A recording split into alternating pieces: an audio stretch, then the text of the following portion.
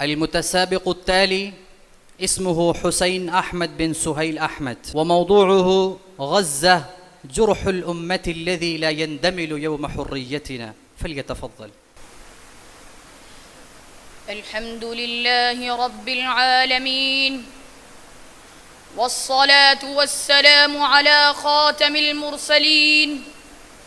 أما بعد، أيها السادة الكرام وأصحاب المعالي والفضيلة، اليوم نحتفل بيوم حريتنا، يوم استقلالنا، ولكن في القلب وجعا، وفي العين دمعا، وفي الحناجر صرخة مكبوتة، لأن هناك في أقصى غرب آسيا، في زاوية صغيرة محاصرة من كل الجهات، تنزف الأمة في غزة. غزة يا سادة ليست مدينة ككل المدن، بل جرح في خاصرة الأمة لا يندمل ولا يهدأ ولا ينسى.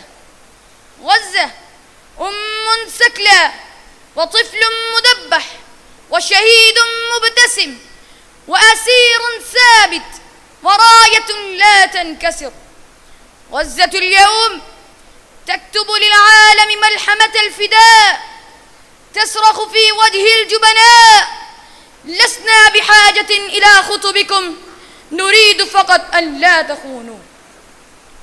أيها الكرام، الصهاينة في غزة ارتكبوا جرائم يشيب منها الولدان، هدموا البيوت على ساكنيها، وقصفوا المساجد والمستشفيات، استهدفوا الأطفال في مهودهم، والنساء في بيوتهن، والشيوخ في محراب دعائهم، قطعوا الكهرباء، وسمموا الماء، ومنعوا الدواء، وضيقوا الخناق حتى على أنفاس الحياة.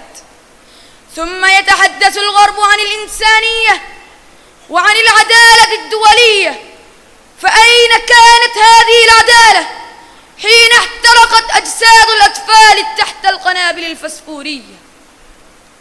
ويا غزة، إن نسيتك الحكومات، فقلوب الشعوب تنبض لك، وإن باعك الأعلام، فدماؤك تكتب الحقيقة بمداد الشهادة، وإن تخلى عنك الأقربون، فإن الله معك، وما النصر إلا من عنده. وآخر دعوانا أن الحمد لله رب العالمين، والسلام عليكم ورحمة الله وبركاته.